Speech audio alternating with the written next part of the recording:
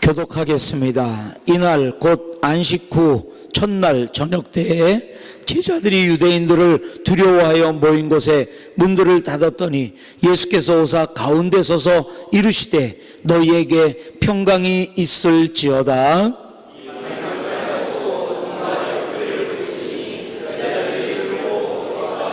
예수께서 또 이르시되 너희에게 평강이 있을지어다. 아버지께서 나를 보내신 것 같이 나도 너희를 보내노라.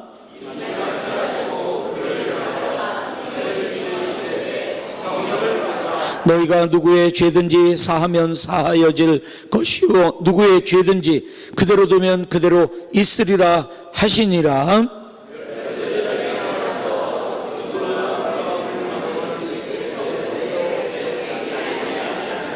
다른 제자들이 그에게 이르되 우리가 주를 보았노라 하니 도마가 이르되 내가 그의 손에 못자국을 보며 내 손가락을 그 못자국에 넣으며 내 손을 그 옆구리에 넣어 보지 않고는 믿지 아니하겠노라 하니라.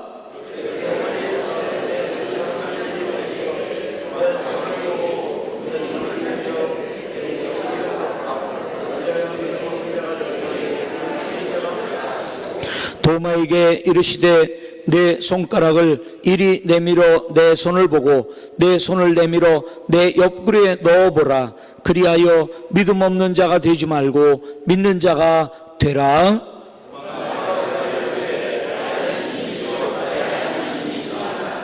다 같이 한번 읽읍시다. 시작. 예수께서 이르시되 너는 나를 본고로 믿느냐? 보지 못하고 믿는 자들은 복되도다라 하시니라. 아멘. 그동안 우리 부흥에 열심히 최선을 다해서 전해주시고 우리가 많은 은혜를 받았는데 오늘 부흥의 마지막 말씀이자 오늘 부활절 예배 가운데 저희들에게 주시는 부활 메시지입니다. 우리 목사님 나오실 때 박수 한번 다시 한번. 오늘 저희 교회 또 이번 부흥의 마지막 설교가 되겠습니다.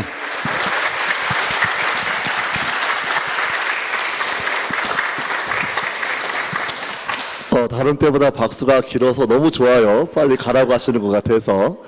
오늘 밤 11시 45분에 이제 아시아나로 한국에 돌아가게 됩니다. 9일째가 됐어요. 지금 집 떠난 지. 그래서 15번째 설교를 하고 있는데요. 너무나 영광스럽게 생각을 합니다. 특별히 저도 미국에서 목회를 좀 해봤지만 부활절 절기 때 외부 강사 모셔본 적은 한 번도 없습니다. 우리 담임 목사님 넓은 호의에 깊이 감사를 드리고 부활절 절기 설교를 하게 해주셔서 참 개인적으로 큰 영광이라고 생각을 합니다. 제가 기도하고 말씀을 함께 나누도록 하겠습니다. 아버지 감사합니다. 주 예수의 십자가의 고난을 깊이 묵상하는 한 주간이요, 오늘은 주의 부활의 복음을 나누는 시간으로 허락해 주셔서 너무나 감사합니다. 주의 은혜가 복음을 전하는 저와 듣는 성도 모두에게 흘러갈 수 있도록 도와주옵소서. 부족한 종을 십자가에 감추어 주시고 주님 말씀만 나타나게 하시며 주의 성령의 기름 부음만 있게 하여 주옵소서. 예수님의 이름으로 기도하옵나이다. 아멘. 오늘 말씀은 너무나 유명한 말씀이에요. 너무나 유명한 본문이기도 합니다. 제자들이 주님께서 십자가에 죽으시고 3일째 되는 날, 처음 주일을 맞이하는 저녁날 제자들이 모여있는 그 상황 가운데 주님이 오시는 그러한 장면이 오늘 본문의 첫 단락에 기록이 되어 있습니다. 여러분, 우리가 이 내용을 쭉 살펴보면서 제자들이 참 세상이 무서웠는데 주님이 그들을 찾아와 주셔서 은혜를 베푸시는 것들, 막 그러한 격려의 시간 우리 함께 살펴보면 좋을 것 같습니다. 그들이 살던 시대가 어떠한 시대예요? 주님을 못 박던 시대였고, 그리고 정말 많은 성도를 핍박하기 시작하던 그러한 시대였는데 부활한 주님이 그들을 찾아오셔서 격려하시는 것들, 우리가 오늘 말씀을 통해 그런 주님을 만나면 좋을 것 같습니다. 여러분, 영화 좋아하시나요? 영화? 혹시 벤허라는 영화 보셨나요? 굉장히 유명한 그런 영화입니다.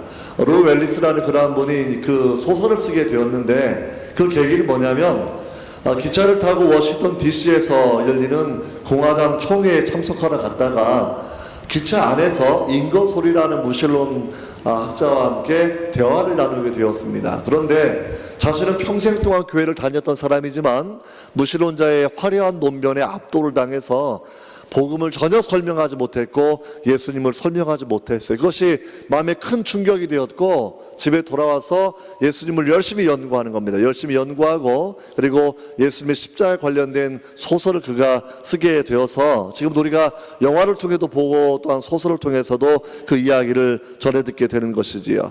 배너의 부제는 예수 그리스도의 이야기라는 그런 부제이기도 합니다. 제가 드리고 싶은 얘기는 루 웰리스는 무신론자와 토론을 벌이면서 압도당한 것이 너무나 억울했다는 거예요. 예수님이 부활하셨고 예수님이 하나님의 아들이신데 내가 이걸 설명할 수 없는 것이 너무나 답답했다라는 것이지요. 우리가 이 시대를 살아가면서 사실은 많은 무신론자들, 많은 진화론자들, 많은 세상의 어떤 쾌락주의자들이 세상의 모든 것이 더 아름답고 더 좋고 더 뛰어나다고 얘기했을 때 우리 마음에 동의하지 않고 오직 주 예수가 참된 복음이요 인생의 해답이 될 수 있고 참된 소망이 될 수 있는 것을 우리가 설명해 줘야 되는데 여러분 그렇지 못했던 우리 자신의 모습들이 많이 있지 않습니까? 우리 그것을 정말 마음 아프게 생각을 해야 된다라는 것이지요. 이 제자가 살던 그 시대에 주님이 3일 전에 못 박히셨고 정말 이제는 주님이 부활했다는 소문이 조금씩 들려오고 있는데 아직은 세상에 두려워서 문을 걸어 잠그고 모여있는 상황이라는 것이지요. 여러분 오늘 19절 처음 바라보시면 문들을 닫았더니라고 되어 있고 문들을 닫았더니 밖에 대문도 닫습니다. 현관문도 닫습니다. 그리고 방문도 닫아요. 그만큼 무서운 세상이에요.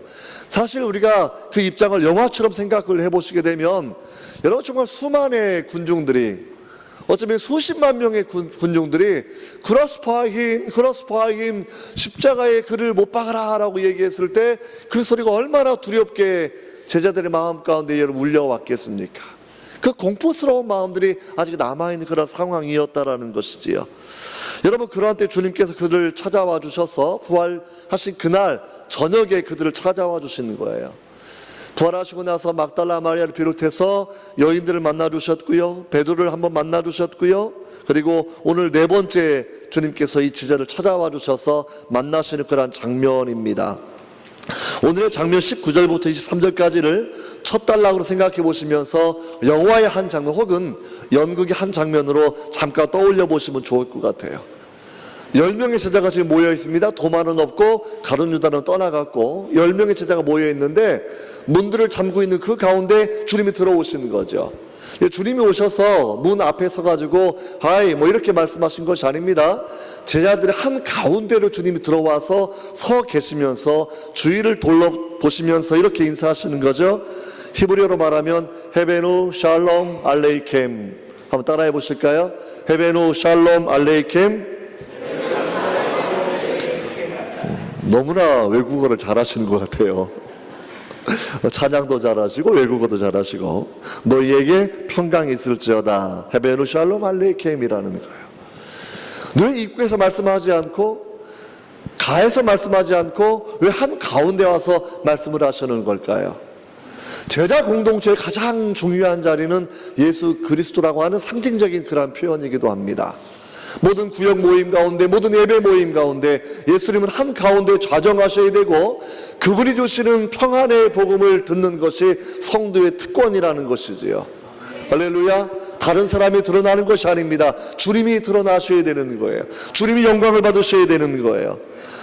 헤베누 샬롬 알레이켐 말씀하시면서 너희에게 평강이 있을지어다라고 말씀하시면서 주님이 하셨던 말씀이 뭐냐면 손과 옆구리의 상처를 보여주시는 겁니다.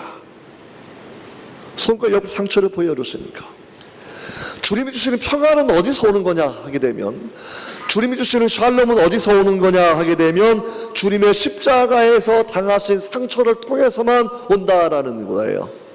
성도가 얻을 수 있는 평안은 돈이나 명예나 세상의 권력에서 오는 것이 아니라 이번 주 우리가 고난주간 지났습니다만 십자가에 죽으신 주님의 상처를 통해서 손과 옆구리에 못자국과 창자국을 통해서 우리에게 전달되는 것이라는 거예요.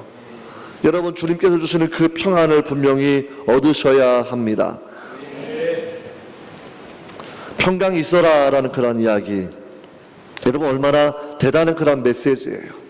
여러분 또 한 가지, 제자를 찾아오셔서 전해주신 메시지가 여러분 25절 1절에 기록이 되어 있는데 뭐라고 기록되어 있냐면 한번 읽어봅시다. 시작. 예수께서 또 이르시되, 21절입니다. 시작. 예수께서 이르시되 너에게 평강이 있을지어다. 아버지께서 나를 보내신 것 같이 나도 너희를 보내노라. 할렐루야. 찾아오신 이유는요, 주님을 며칠 전에 버리고 도망쳤던 제자들을 다시 찾아오신 이유는 세상이 무서워서 문도 열어놓지 못하고 3중 4중의 문을 닫아놓고 숨어있던 제자들을 찾아오신 그 이유는 다시 그들을 세상에 보내시기 위해서라는 거예요. 다시 세상에 보내시기 위해서. 아버지께서 나를 보내신 것 같이 나도 너희를 세상에 보내었다라고 주님 말씀하지 않습니까? 요한복음 17장 18절 말씀에 아버지께서 나를 보내신 것 같이 나도 내 제자들을 세상에 보내었습니다라고 주님께서 기도하시고 있는 장면을 여러분 기억해야 돼요. 왜 세상에 우리를 다시 보내시는 걸까요? 주일날 예배하고 난 이후에 다시 우리를 또 각자의 가정과 직장에 주님이 파송하시는데 무엇을 위해서일까요? 요한복음 17장 20절에 주님 말씀하시기를 내가 배우는 것은, 내가 기도하는 것은 이 사람들만 위함이 아니요 또 그들의 말로 말미암아 나를 장차 믿는 사람들을 위함이니. 우리가 섬기고 우리가 전도하고 우리가 봉사하여서 우리를 통하여 바른 사람들이 주님을 믿게 되기 때문에 그들을 위해 주님께서 기도하시는 내용이 함께 포함되어 있다라는 것이죠. 우리가 파송되었다는 건 잘 알고 있습니다. 잘 알고 있죠. 근데 파송되려고 하면 꼭 두 가지가 갖추어져 있어야 합니다. 매주 세상에 파송되기 위해서, 부활의 증인으로 살아가기 위해서, 예수의 제자로 살아가기 위해서 꼭 두 가지가 있어야 된다라는 거예요. 여러분 첫 번째가 뭐냐면 손과 옆구리를 보여주시면서 성령을 받아라 라고 하시는 말씀을 여러분 기억하셔야 됩니다. 성령을 받으셔야 돼요. 성령을 받는 것은 두 가지입니다. 예수님을 구주로 고백할 때에 성령 세례를 처음 받는 것이고요, 성령 세례를 한 번 받는 것이고, 성령의 충만함은 지속적으로 받는 거예요. 근데 성령 받는 것은요 우리의 선택사항이 아닙니다. 필수예요. 주님의 명령입니다. 성령을 받아라 라고 명령하시는 거고, 우리는 성령을 반드시 받아야만 된다라는 겁니다. 여러분 성령을 받지 아니하면 우리는 부활의 증인될 수 없습니다. 성령을 받지 아니하면 십자가를 지고 주님을 따라가는 제자의 삶을 성공적으로 살아갈 수가 없다라는 것이지요. 여러분 주님이 주시는 그 성령, 주께서 보내신 보혜사 성령을 받아야만 진리를 이해할 수 있고, 죄와 세상에 대하여 때로 책망할 수 있고, 우리가 구원의 복음을 전할 수 있다라는 걸 여러분 분명히 기억하셔야 됩니다. 에베소 5장 18절에 말씀하실 때에도 성령의 충만함을 받아라. 이게 술 취하지 말고 성령의 충만함을 받아라라는 것이죠. 여러분 술 취하는 분들이 많이 없지만, 술 취함이라고 얘기하는 것은 내 지성이 약화가 됩니다. 내 의지가 약화가 되고 감정이 충만해지는 게 술 취함의 특징이지 않습니까? 그러나 반대로 성령은요 내 지성이 강해지는 거예요. 내 도덕성이 강해지는 거예요. 내 절제의 은사가 강력해지는 거예요. 사람은 술 때문에 범죄하고 술 때문에 말에 실수를 하고 술 때문에 감정이 욱해서 살아가는 거지만, 성령의 충만함을 받게 되면 성령의 9번째 열매가 절제의 열매인데, 언어가 절제되고 행동이 절제되고 생각이 절제되는 거죠. 성령이 오시면 지혜를 깊이 주시기 때문에 넘치게 주시는 지혜 가운데 세상을 이겨낼 수 있는 거고요, 성령이 오시면 성도의 거룩함이 드러나기 때문에 세상에 강력한 영향력을 분명히 미칠 수 있는 것을 우리가 기억해야 합니다. 여러분 성령을 주시는 이유는 요한일서 3장 13절 말씀에 또한 설명하시기를 그의 성령을 우리에게 주심으로 우리가 그 안에 거하고 그가 우리 안에 거하는 줄을 안다라는 거예요. 예수님 여러분 안에 거하십니까? 이걸 어떻게 할 수 있냐면 성령의 충만함이 날 수 있다라는 거예요. 주님의 인격이 내 안에 계시는 것, 주님의 말씀이 내 안에 계시는 것, 그분의 말씀이 내 안에서 양심을 통하여 말씀하시는 것, 성령께서 우리를 인도하시는 방법이기도 하고요, 주님께서 세상 끝날까지 우리와 함께 하시는데 계시는 방법이 성령의 충만함을 통하여 우리 안에 내주하시는 것이라는 거예요. 세상 끝날까지 함께 하시는 주님의 은혜를 경험하기를 원하십니까? 여러분, 성령 충만하셔야 됩니다. 성령을 근심하게 하지 마십시오. 성령을 슬프게 하지 마십시오. 성령을 존중하고 성령을 사랑하고 성령을 통하여 예수님을 사랑하는 그런 고백을 우리가 분명히 할 수 있어야 합니다. 여러분, 성령이 오시는 이유 우리를 거듭나게 하시는 거고요. 성령이 오시는 이유 우리에게 은사를 주셔요. 은사를. 어떤 은사? 교회를 위한 은사, 복음을 섬기는 은사. 은사가 몇 개냐면 몇 개예요? 은사가 28개. 28개. 우리는 지식과 지혜와 방언과 통역과 신유와 믿음과 병고침 했고요. 아무튼 이렇게 우리가 9개 정도만 기억하고 있는데, 가르치는 것도 섬기는 것도 긍휼히 여기는 것도 다스리는 것도 목사도 사도도 전부 다 은사가 된다고 성경은 이렇게 설명을 하고 있습니다. 은사는 성령께서 그분의 교회를 위해 주시는 거예요. 은사 받으면 교회를 위해 봉사하고 주님의 영광스러운 교회를 섬기는 것이지, 은사를 받아서 교회를 무너뜨리고 성도를 무너뜨리는 것은 아니라는 겁니다. 은사를 제대로 받게 되면 성도를 유익하게 하고 교회가 정말 하나님의 일을 감당하는 데 큰 도움이 되는 것이지요. 여러분, 정말 성령을 받으셔야 합니다. 할렐루야. 안 받으면 세상을 이길 수가 없기 때문이에요. 안 받으면 내 육신을 이길 수가 없기 때문이에요. 성령의 충만함을 받아야 육신을 따라 살지 않고 성령을 따라 살고 생명의 길로 걸어갈 수 있기 때문입니다. 여러분, 성령을 받는 것 외에 오늘 첫 단락의 두 번째 말씀이 23절의 말씀입니다. 같이 읽어보겠습니다. 너희가 누구의 죄든지 사하면 사하여질 것이요 누구의 죄든지 그대로 두면 그대로 있으리라. 용서의 원칙이거든요. 용서는 이중적이에요. 한 가지는 뭐냐면 주님께서 죽으셔서 사도들과 그 이후에 모든 크리스찬들은 십자가의 대속의 복음을 전하게 되어 있다라는 거예요.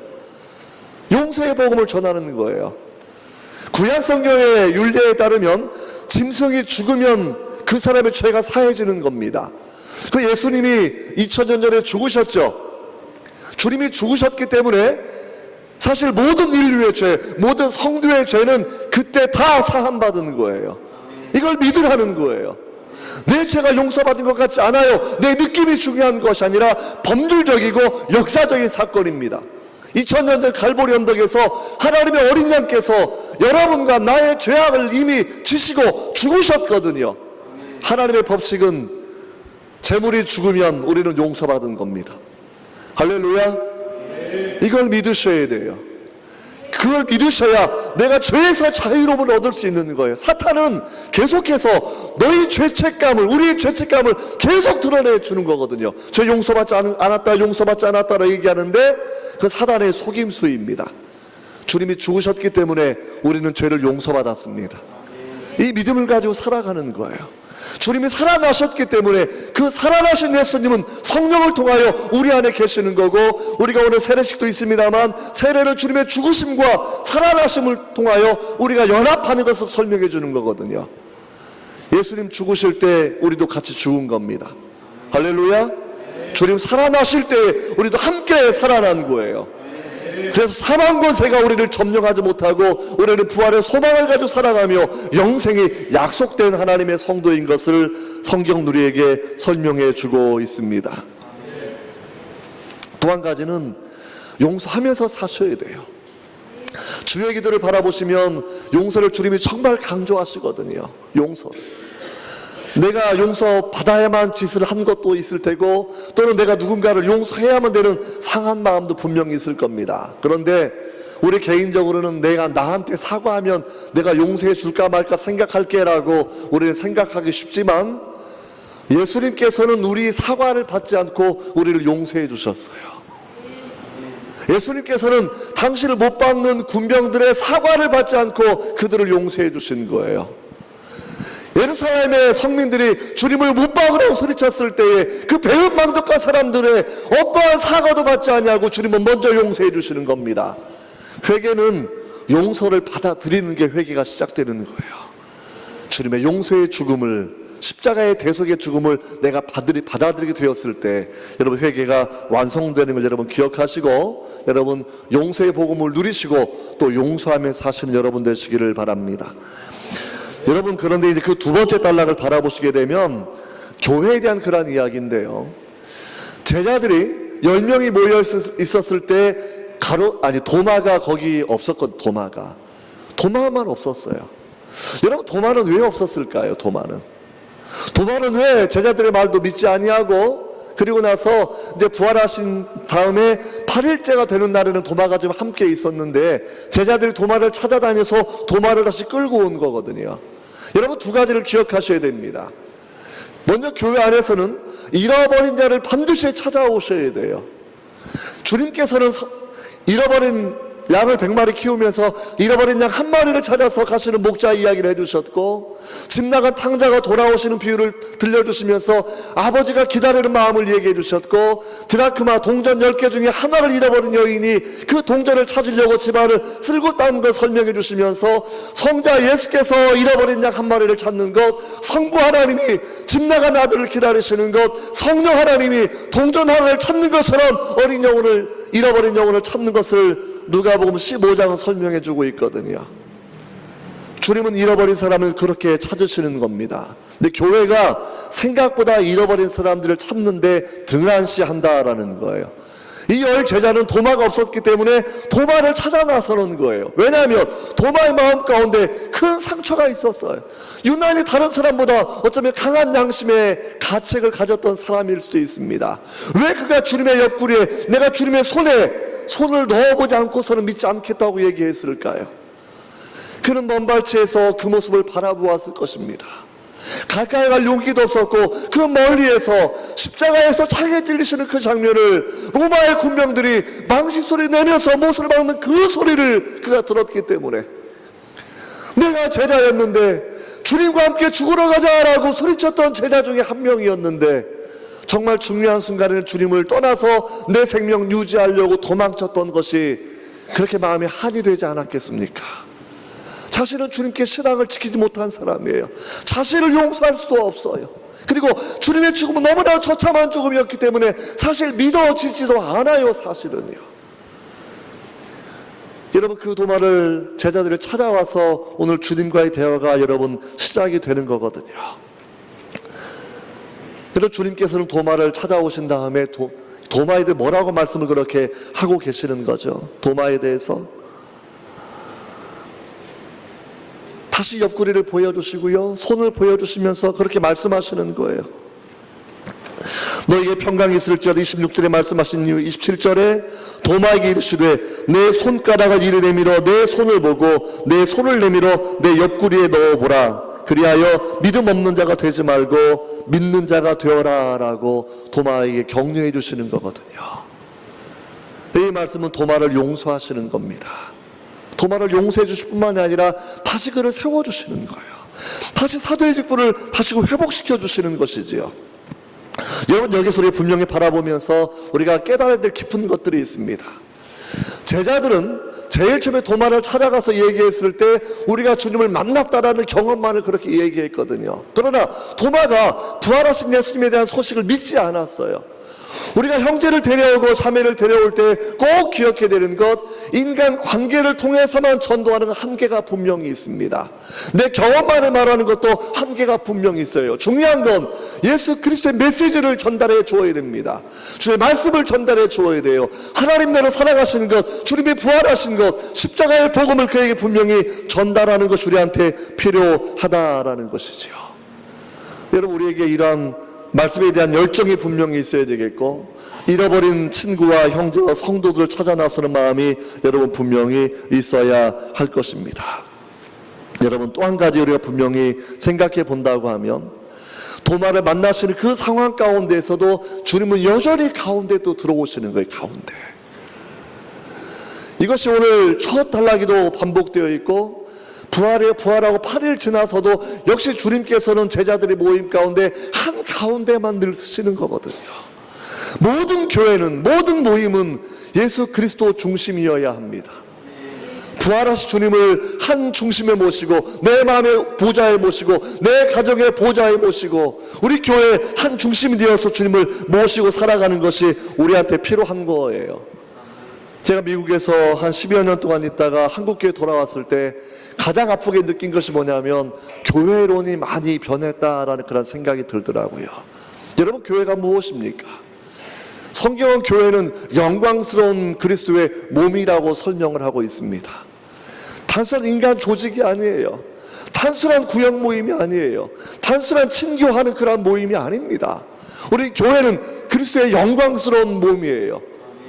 주님의 보혈이 흘러가는 것이고요, 주의 몸에 있는 생명의 능력, 부활의 능력이 흘러가는 것이 이 교회라는 것이거든요. 근데 한국교회를 바라보니까 이미 교회가 인간의 조직처럼 되어 있는 교회가 너무나 많이 있더라고요. 서로 싸우고 서로 갈등하고, 예배할 때도 정말 영광스러운 그 예배가 아니라 관람하는 것처럼 그렇게 꾸며지는 예배들을 많이 보게 되고요. 그러니까 엄마가 꾸벅꾸벅 조니까 옆에 있는 자녀가 빨리 관람료 내고 집에 가자라고 이런 얘기도 있잖아요. 빨리 내고 가자고, 어차피 좋을 거면 집에 가자고. 영광스러운 그 예배가 우리 마음가운데 사라져 있는 것. 헌금을 드릴 때에도 제가 생각해보면 저도 중학교 고등학교 정말 열심히 신앙생활 했는데 나중에 크니까 뭐 교회 재정부도 있고 이렇더라고요. 그런데 그 어릴 때는요, 11조 하면 바로 하나님 나라에 가는 것을 제가 분명히 믿었어요. 내가 기도하면 하나님이 들으시는 것이라고 믿었어요. 근데 그게 원래 성경적이지 않습니까? 주님께 드리는 예물이지요, 주님께 드리는 기도이지요, 주님께 드리는 찬양이지요. 다른 사람을 감동시키고 다른 사람에게 본이 되는 그 두 번째 영역들이고, 가장 중요한 건 내가 믿음으로 주님을 기쁘게 하고 내가 믿음을 담아 예물을 올려드리는 거고, 믿음의 고백을 담아서 하나님께 찬양과 기도를 하는 것인데, 교회에서 예수님 빠지면 아무것도 아니라는 거예요. 헌금에서 예수님 빠지면 아무것도 아니라는 거예요. 내 가정에서 예수님 빠지면 아무것도 아니라는 것이지요. 주님 이것을 꼭 연극처럼 그렇게 보여주시는 거예요. 제자들 모임 가운데 꼭 가운데 들어오시려고 하십니다. 그게 가장 중요한 교회의 특징이기 때문이라는 거거든요. 여러분, 주님을 내 마음의 가장자리에 모시지 마십시오. 마음의 보좌를 내어드리고, 주님은 나의 왕이십니다, 주님은 나의 왕이세요, 내가 주의 말씀대로 준행하고 내가 주의 말씀대로 살겠다라고 우리는 그렇게 고백하고 살아가야 할 것입니다. 여러분, 또 한 가지, 교회는 세상을 바꾸는 어떤 출발점이에요. 출발점. 한국의 유명한 백범 김구 선생님이 계시지 않습니까? 나라가 해방을 맞이하면서 많은 사람들이 경찰서를 많이 지어야 돼요. 경찰서를. 백범이 뭐라고 얘기하셨습니까? 100개의 경찰서를 세우는 것보다 1개의 교회를 세우는 것이 더 낫다라는 거예요. 왜요? 경찰은 죄인들 가둬놓고 이렇게 하는 곳이지만 교회는 사람을 변화시키는 곳이라는 거예요. 사람을 변화시켜요. 어떠한 죄인이라도 십자가의 복음을 제대로 알게 되면 죄악된 생활이 끊어지게 되는 거예요. 낙심한 자가 십자가를 바라보게 되면 참된 소망을 얻는 거예요. 절망에서 죽으려고 했던 사람이 십자가의 복음을 알게 되면 새로운 삶의 소망을 가지고 살아간다라는 거예요. 미래에 꿈이 없는 자가 십자가의 복음을 듣게 되면 내 인생을 이끌어주신 주님의 은혜를 경험하게 되고, 여러분, 주의 은혜 가운데 그 삶을 살아갈 수 있기 때문이라는 겁니다. 정말 여러분, 교회가 이 인도네시아에 필요하다고 생각하셔야 돼요. 그냥 교민사회에서 우리끼리 교제를 위해 필요한 것이 아니라 이 나라를 변화시키는데 이 교회가 필요하다라는 겁니다. 정말 다음 세대를 변화시키는데 교회가 필요하다라는 거예요. 교회는 주님의 생명의 능력이 흘러가는 곳입니다.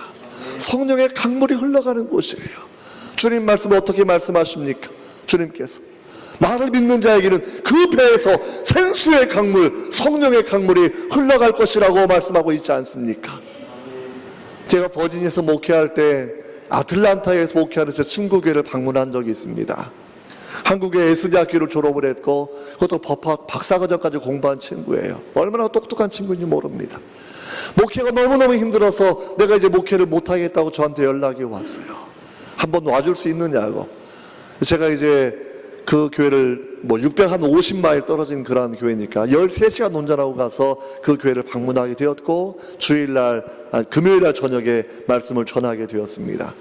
말씀을 전하고 나서 아픈 사람들 기도하는 그런 시간을 가지고 있었고, 그때만 해도 제가 굉장히 신유의 은사에 대해서 열정을 가졌던 그런 때였기 때문에 아무튼 열심히 기도하는 그런 시간들을 가졌거든요.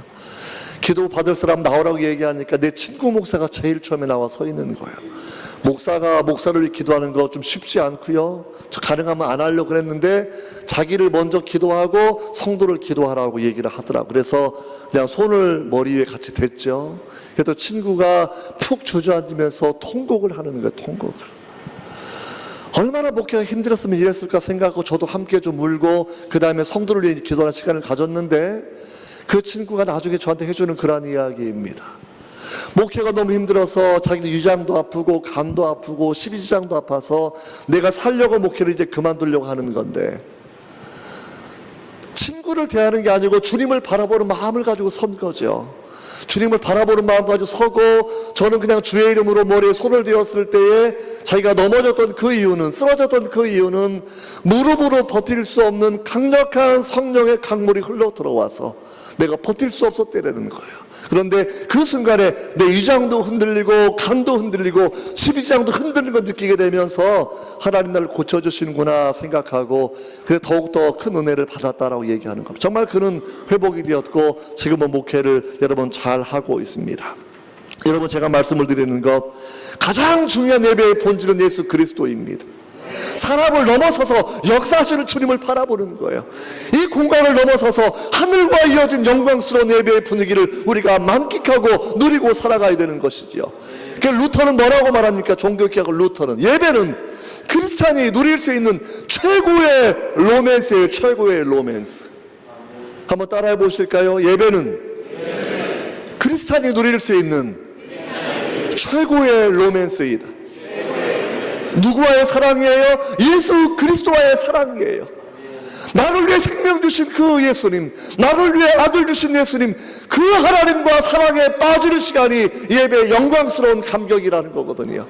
그래서 마음의 눈이 열리고 내 마음을 다해 하나님을, 구원의 하나님을 찬양하는 것, 얼마나 감사하면 우리는 천국에 가서도 구원하신 어린 양에 대한 찬양은 멈추지 않을 것입니다.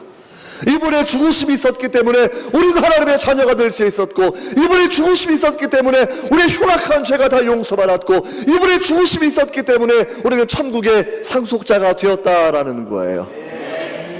나중에 하나님 나라 가보면 정말 대단한 은혜를 여러분들이 누리시게 될 거라고 여러분 생각합니다. 여러분, 주님은 부활하신 그날 제자들을 만나주셨을 때에도, 의심하던 도마를 만나주셨을 때에도 동일하게 하셨던 것, 손과 옆구리를 꼭 보여주셨다라는 것이지요. 그분의 손의 못자국을 통해서, 창에 찔린 옆구리를 통해서 우리는 하나님의 앞에 나아갈 수 있어요. 히브리서는 이것이 유일하게 새롭고 산 길이라고 설명해 주고 있습니다. 주님의 옆구리가 아니면 하나님 앞에 설 수 있는 자가 아무도 없습니다. 주님의 손에 새긴 사랑, 그 이름이 기록되어 있지 않다고 하면 우리는 거룩한 하나님 앞에 설 수 없었다라는 것이죠. 많은 성도가 신앙생활을 하면서 이 십자가의 복음을 잘 깨닫지 못하는 분들이 너무나 많이 있습니다. 중세의 유명한 수도사의 두 이야기가 있습니다. 한 명은 성경을 읽다가 예수님의 복음을 알게 됐어요. 그래서 십자가에 대속하신 그 사랑을 깨닫게 되고 죄사한 은혜를 누리게 되고, 주님께서 성령으로 계시는 그 은혜를 누리고 평생 살아가고 있는데, 다른 수도사는 열심히 고행하고 수도하지만 이 복음을 깨닫지 못했습니다. 평생 죄책감을 가지고 살아가는 거예요. 평생.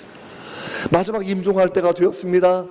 그래도 죄책감에 불안에 떠는 그를 향하여 십자가의 복음을 깨달은 그 수도사가 이렇게 얘기해 줍니다. 형제여, 형제여, 만약 진실로 구원을 원한다고 하면 십자가의 예수님을 바라보아야 합니다. 그 길밖에 없습니다 라고 얘기해 주는 거예요. 고행이, 나의 공헌이, 공로가 구원을 주는 게 아니라는 거예요. 여러분, 그때 그 은혜가, 하나님의 은혜가 병든 수도사에게 임해서 그가 고백을 하게 합니다. 또 불레라 제수, 또 불레라 제수. 라틴어예요. 한번 따라해 볼까요? 또 불레라 제수. 오 예수의 상처, 오, 예수의 상처에, 예수님의 옆구리의 상처를 바라볼 때에, 손의 못자국을 바라볼 때, 발의 못자국을 바라볼 때 우리는 죄의 사함이 완벽하게 이루어진 것을 믿는 거예요. 할렐루야. 어린 양이 죽으셨을 때 우리 죄는 다 용서받은 겁니다. 받을 것이 아니고 이미 받은 것을 내가 믿는 거예요. 그래서 사망의, 죽음의 권세가 우리를 점령하지 못하는 것이고 생명의 성령의 법이 우리를 다스리고 우리가 그 안에 여러분 살아가는 것이라는 것이죠. 여러분, 그래서 찬송가 494장에도 만세 바석 열리니 내가 들어갑니다. 창의 허리 상하여 물과 피를 흘린 것 내게 효험되어서 나를 성결케 하옵소서라는 그러한 찬양도 여러분 여기에서 나오는 것이 분명히 아니겠습니까? 여러분, 도마를 주님 만나셨을 때 도마의 죄책감들을 다 용서해 주는 겁니다. 다시 사도의 권세를 회복할 수 있도록 그를 세워주시는 것이죠. 그리고 상처를 통하여 평강을 주시고 성령을 받게 다시 하시는 거거든요. 그러면 우리는 사도시대에 살고 있지 않습니다. 우리 2000년 지났어요. 그럼 우리는 어떻게 해야 되는 겁니까? 매년 부활절을 보내고 있는데 우리는 어떻게 해야 되는 것일까요? 오늘 본문을 통하여 꼭 세 가지만 여러분 기억하시기를 바랍니다. 도마에 주신 메시지가 있어요. 이제는 보지 않고 믿는 자가 복이 있다라는 것이지요. 할렐루야. 보지 않고 믿는데 어떻게 주님을 알 수 있느냐? 여러분, 성경을 통해서만 주님을 알 수 있습니다. 우리는 고난 동안 성경을 묵상하고 부활에 대한 주의 성경을 묵상하면서 우리는 십자가에 죽으신 주님, 부활하신 주님을 우리는 매번 성경을 대할 때마다 여러분 읽게 되는 것이지요. 그래서 종교교육가 루터는 이렇게 얘기합니다. 성경은 옷을 입고 있는 예수님이다라는 거예요. 성경을 읽다가 보면 예수님을 만나게 됩니다. 옷을 입고 있었지만 그러나 주님을 만지다 보면 옆구리에 상처에 내 주먹이 들어갈 정도의 큰 상처가 있는 것을 우리는 알게 될 거예요. 내 손가락이 들어갈 만큼 깊은 못자국이 있는 손을 우리가 만지게 된다라는 거예요. 가시관 쓰시고 상처 입은 그 머리를 바라보면서 우리는 주님의 은혜를 기억하게 되는 겁니다. 주님의 못에 찍힌 발을 바라보면서 뼈를 가르는 고통이 얼마나 아프셨을까 생각하고 우리는 주님의 상처를 성경을 읽다가 발견하고 만나게 되는 거예요. 성경을 통해서 주님을 만나시기 바랍니다. 할렐루야. 두 번째 기억하십시오. 성령의 임재를 누리시고 사셔야 됩니다. 주님께서 지속적으로 말씀하신 것이 최후의 반찬을 나누시면서도 내가 가면 보혜사 성령을 보내줄 것 주님 말씀해 주셨고, 승천하실 때에도 아버지가 약속한 성령을 받을 때까지 떠나지 말고 기도하라고 말씀해 주셨고, 사도들을 통해서 지속적으로 성령의 충만함을 받아라 주님께서 명령해 주신 것이 이 부분을 기억해야 돼요. 이거는 선택사항이 아닙니다. 성령 받지 아니하면 세상을 이길 수가 없습니다. 성령 받지 아니하면 마귀와 싸워 이길 수가 없습니다. 성령 받지 아니하면 내 육체를 이길 수가 없습니다. 여러분, 성령의 충만한 은혜를 여러분이 받으시기를 바랍니다. 할렐루야.